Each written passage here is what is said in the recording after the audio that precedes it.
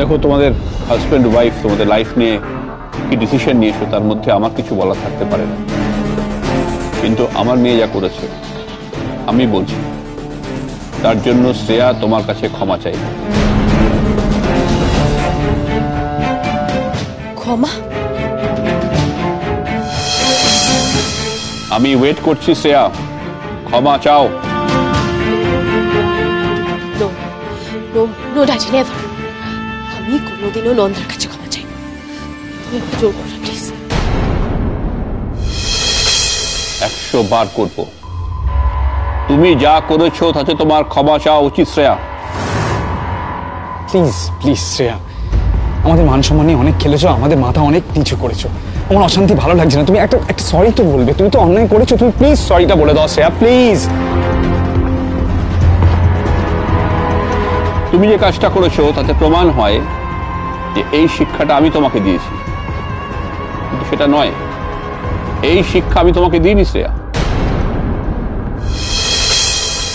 আমি তোমাকে মানুষের উপর অত্যাচার করতে শেখাইনি, কিন্তু যখন তুমি সেটা করেছো না, তোমাকে সেটা স্বীকার করতেও হবে, ক্ষমা চাইতেও হবে। না ড্যাডি, আমি মরে গেলেও ক্ষমা চাইবো না।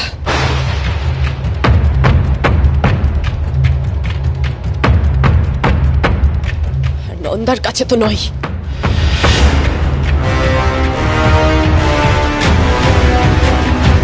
তুমি ক্ষমা চাইবে না, তাই তো?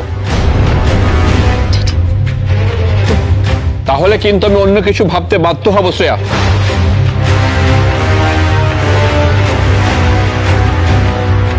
নানা, ড্যাডিকে চটালে আমার সমস্যা হয়ে যেতে পারে। বাই চান্স যদি আমায় সম্পত্তি থেকে বের করে দেয়। সেদিন তো খুব বাপি বাপি করে জেল থেকে বেরিয়ে এসেছিল।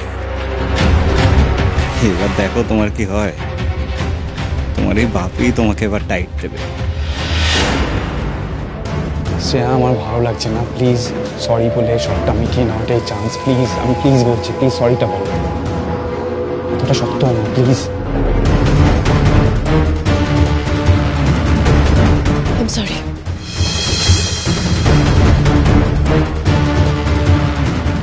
ওভাবে নয়, নন্দার সামনে এসে বলো, ভালো করে বলো।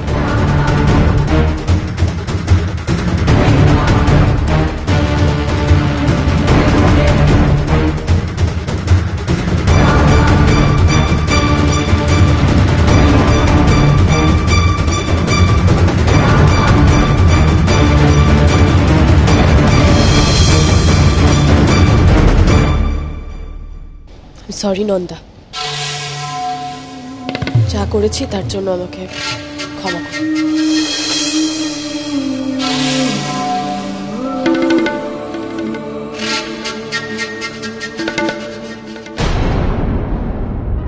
একটা কথা বলি আপনাকে শ্রেয়া বৌদি, এতদিন আমি একা ছিলাম, তাই আপনি যা যা করেছেন, যা অন্যায় অত্যাচার আমার উপরে করেছেন, সেটা আমি চুপচাপ মেনে নিয়েছি।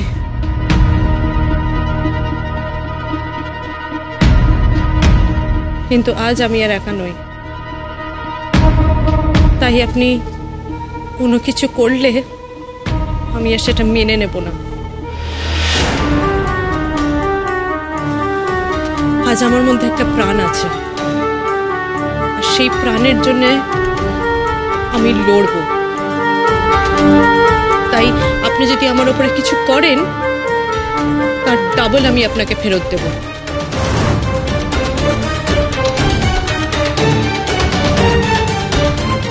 আরো একটা কথা আপনাকে মনে করিয়ে দিই, আমি কিন্তু প্রচন্ড ভিন্ডিকটিভ একটা মানুষ। আমার সঙ্গে যদি কেউ কিছু করে, আমার কোনো ক্ষতি করে, আমি তাকে এত সহজে ছেড়ে দিই না। সে যদি আমার পা ধরেও ক্ষমা চায়, আমি তাকে ক্ষমা করি না।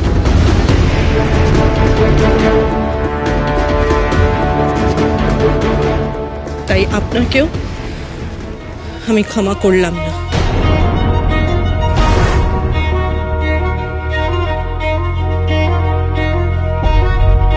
সেটা কমপ্লিটলি তোমার ডিসিশন নন্দা। আমার কিছু বলার নেই। শ্রেয়া ক্ষমা চেয়েছে, সেটাই আসল কথা।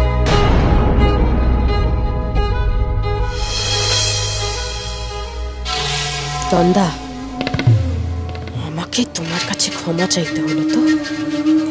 এই অপমান আমি 10 গুণ করে ফিরিয়ে দেব, এটা আমার প্রমিস।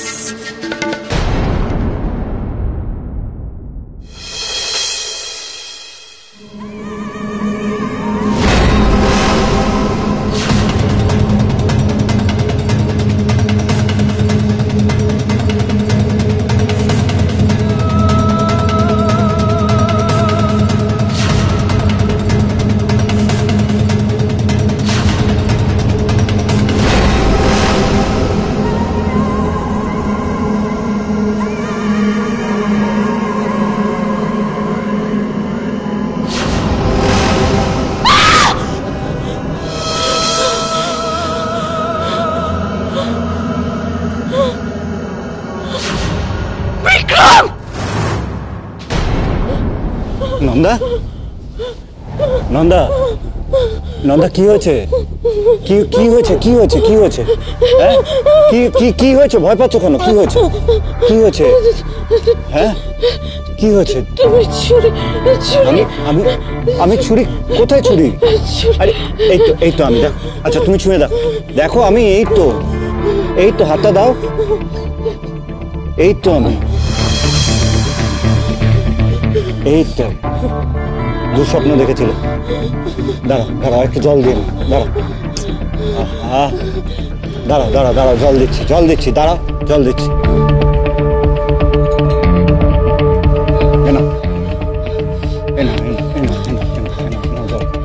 জল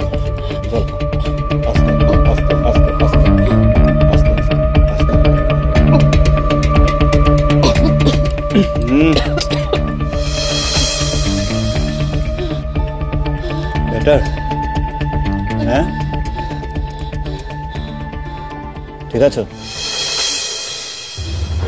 এবার বলো তো, হঠাৎ করে আমার নাম ধরে চিৎকার করলে কেন?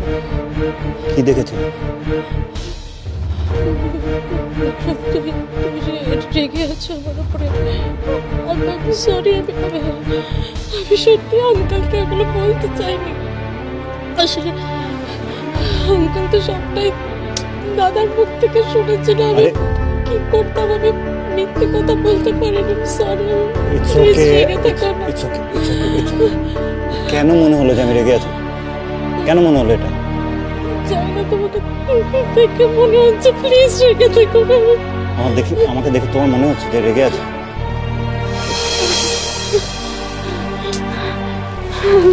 সরি। আরে why are you sorry? কিচ্ছু হয়নি। I promise তুমি আর এরকম কোনো দুঃস্বপ্ন দেখবে না। শোনো, এখন আমাদের ফোকাস একমাত্র যে নতুন অতিথি আসছে তার উপর। দেখবে তুমি আর আমি এখন শুধু ওকে নিয়ে ভালো স্বপ্ন দেখি।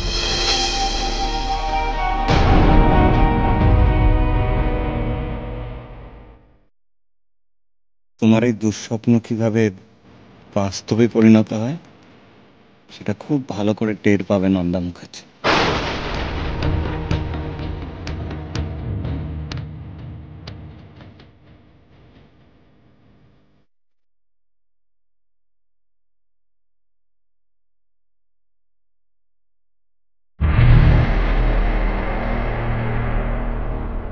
এই ইন্দু, আমি না ফোনটা স্পিকারে দিচ্ছি। হ্যাঁ, হ্যালো চ্যাম্প, আমি আছি কিন্তু ঘরে।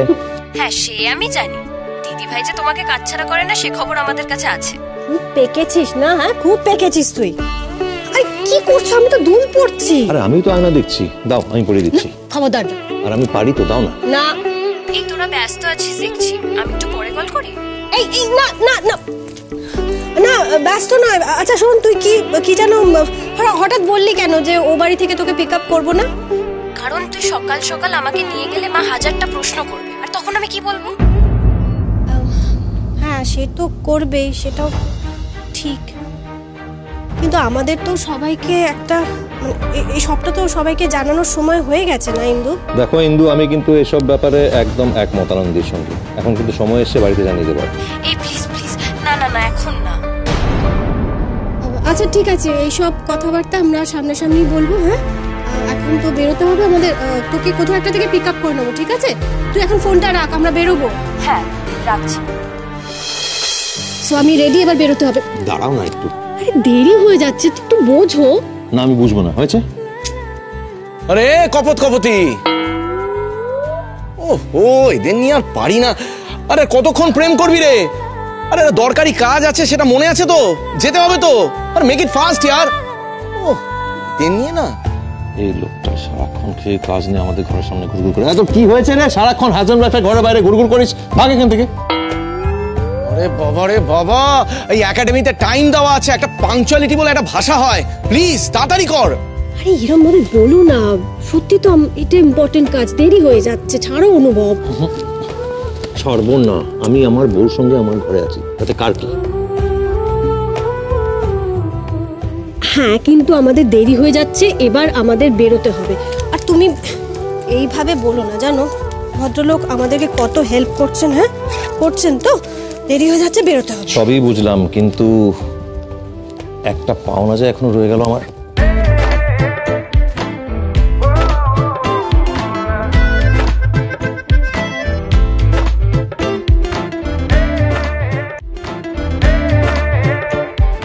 আমরা রেডি।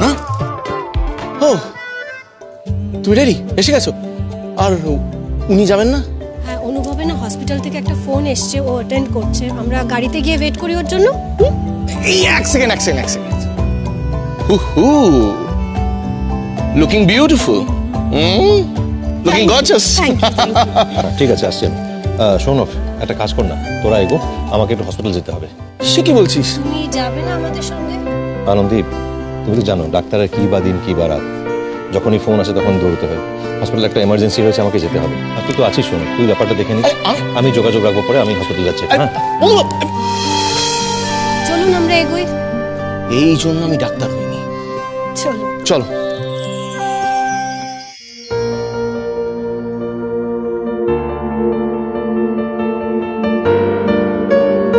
টেনশন হচ্ছে? না না ঠিক আছে।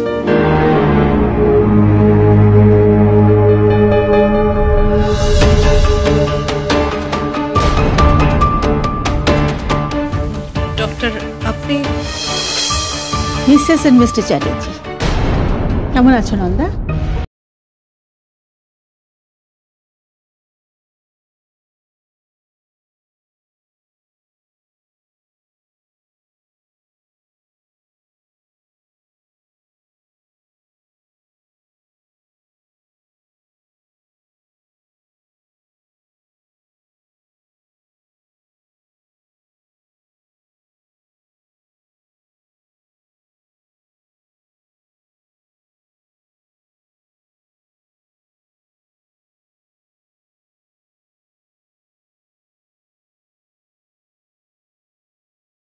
আমাদের সন্তানের জন্য।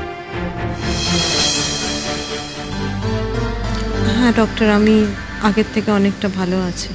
ভালো থাকলেই ভালো। এসো নন্দা, তোমার চেক আপটা করে নিই। আপনি এখানেই ওয়েট করুন। এসো।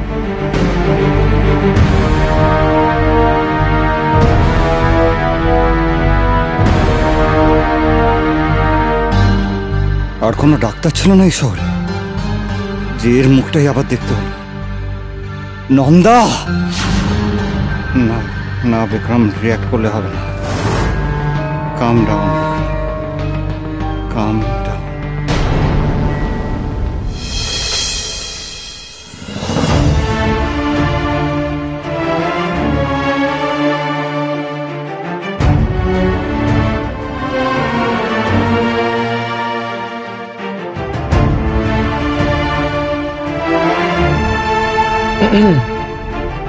কি হলো? কিছু বলছেন? বলছি, এরকম রামগরুরের ছানার মতো মুখ করে বসে আছো কেন? না কিছু না। আমাকে বলতে পারো, প্রমিস কাউকে বলবো না। না না, বলার জন্য নয়, অনুভব আজকে থাকলে একটু ভরসা পেতাম। থাকতে পারলে ভালোই হতো, কিন্তু এখন কি করবে বলো, দিন নেই রাত নেই ডাক পড়ছে, এমার্জেন্সি সার্ভিস বলে কথা না। হ্যাঁ আমি বুঝি, খুব ভালো করে বুঝি বিষয়টা, সেটা নিয়ে আমার কোনো অভিযোগ নেই। আসলে এর আগে সবসময় যে কোনো সমস্যায় বা যে কোনো কাজে অলওয়েজ আমি অনুভবকে পাশে পেয়েছি, মানে ছিল আমার সাথে। আজ নেই তো, তাই একটু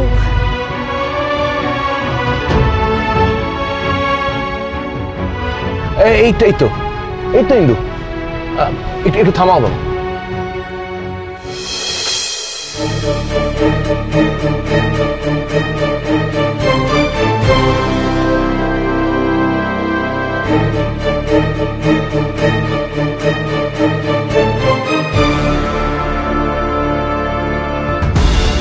কিরে দিদি ভাই, অনুভব দা কই? আসতে পারেনি রে। ও কেন, হসপিটাল? হ্যাঁ, আমরা বেরোবো সেই সময় ওর একটা হসপিটাল থেকে এমার্জেন্সি ফোন এলো, হসপিটালে যেতে হলো। যা, কি আর করা যাবে, তাহলে অনুভবদার সাথে না হয় পরে কথা বলে নেব।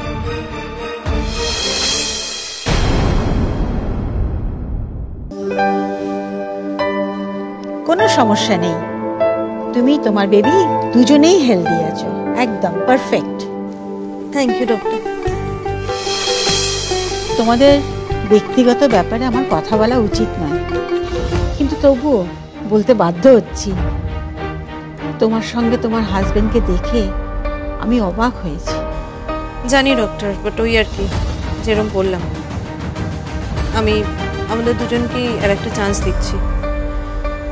লেটস সি জীবনটাকে সুন্দর করে শুরু করতে পারি কিনা।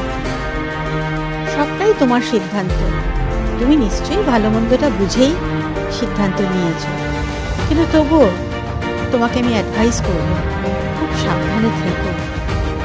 কারণ যারা একবার ক্রাইম করে তারা আবার চেষ্টা করে, এরা জেনারেলি শোধরায় না। বাকিটা তোমার ব্যাপার। আর হ্যাঁ, কখনো যদি তোমার কোনো প্রয়োজন হয় আমাকে জানিও, আমি আছি। রিসেপশন থেকে আমার কার্ডটা নিয়ে নিও, ওতে আমার পার্সোনাল নাম্বারটা আছে। যে কোনো সময় যে কোনো প্রয়োজনে আমাকে ফোন করো, আর যদি না পাও মেসেজ রেখে দিও, আমি কল ব্যাক করে নেব, ঠিক আছে? Thank you doctor. তোমার দিদি কেমন আছেন? আরে দিদি খুব ভালো আছে, অনুভব দাদার সঙ্গে চুটিয়ে সংসার করছে। খুব ভালো, she is a gem of a person, আর তোমাকে অসম্ভব ভালোবাসে। I no.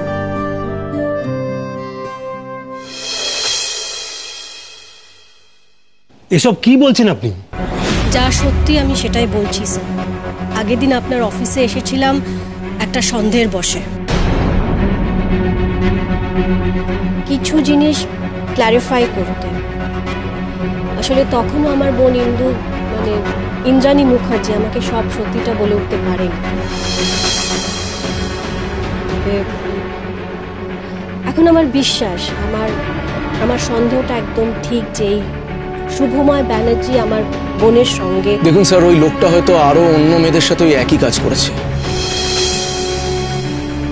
ওর ওই বিকৃত মানসিকতার শিকার হয়তো অন্য মেয়েরাও হয়েছে। আমাদের সোসাইটি এই ধরনের ঘটনা শুনলেই ডাইরেক্টলি আঙ্গুল তোলে মেয়েটার দিকে। মেয়েটাও ভয় পেয়ে যায়, মুখ বন্ধ করে রাখে, কষ্ট সহ্য করে নেয়, অন্যায় সহ্য করে নেয়, জাস্ট সোসাইটির কাছে ভালো থাকবে বলে। আর আমাদের ইন্দুও একই কাজ করেছে।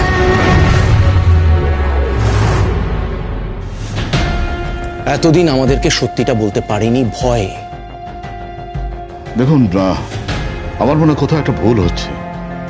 আমাদের এই একাডেমিতে এরকম নোংরামও চলে, আমি কিছুই বিশ্বাস করতে পারছি না। জানেন, আমি আমি আমি 20 বছর এই একাডেমির সঙ্গে আছি। এমন কিছু ঘটলে নিশ্চয়ই আমার কানে আসতো, তাই না? সরি টু ইন্টারফেয়ার স্যার, আসলে আপনার পক্ষে সবটা জানা সম্ভব নয়, কারণ আপনি তো প্রত্যেকদিন কোচিংয়ে আসেন না, তাই আপনি সবটা জানতেও পারেন না। আমার বোন ইন্দু,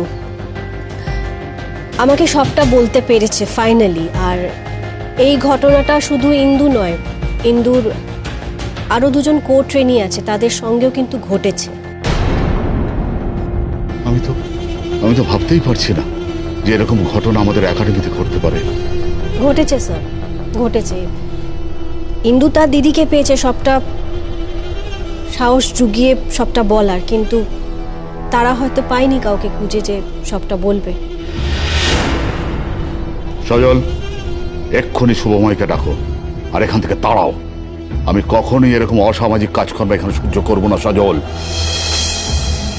স্যার আমি বলি কি, আপনি একটু মাথাটা ঠান্ডা রাখুন, তাড়াহুড়ো করলে হবে না, আমাদেরকে একটা প্রসিডিওর মেনে চলতে হবে। কিসের প্রসিডিওর? কিসের প্রসিডিওর? যখন তৈরি হয় সেখানে কি লেখা ছিল যে একজন ট্রেনির সঙ্গে কোচ এরকম নোংরামো করতে পারে? ছিল না তো। তাহলে তাহলে আমি তো ভাবতেই পারছি না যে আমার আমার আমার চোখের আড়ালে এইসব। আমি কিছুতেই এই নোংরামো সহ্য করবো না সজল। এক্ষুনি ডাকো শুভময়কে, এক্ষুনি, জাস্ট রাইট নাও। ডাকছি এক্ষুনি, তবে একটাই রিকোয়েস্ট, আমাকে আগে ওর সাথে একটু কথা বলতে দেবেন।